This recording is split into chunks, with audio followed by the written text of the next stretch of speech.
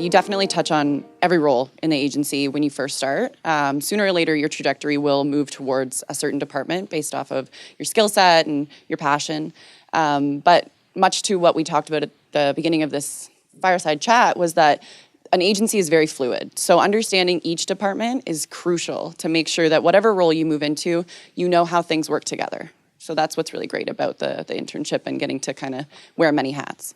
So where do I think the industry's going? I mean, even a few years ago, digital was not as prominent as it is today. So we're obviously moving in this direction. A lot of automated processes are coming into play. I think that's something, if you guys haven't really touched on, definitely educate yourselves in terms of the different programs and tools that are out there that involve marketing automation, things like that.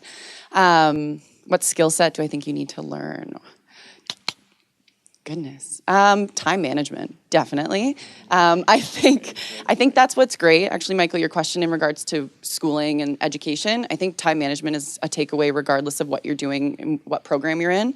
It teaches you how to do life, right? So it's really important when you're in an agency that you understand, what needs to be done, what's top priority, and what can wait for once the important tasks have been accomplished. And what was the third part of the question? How do you stay current?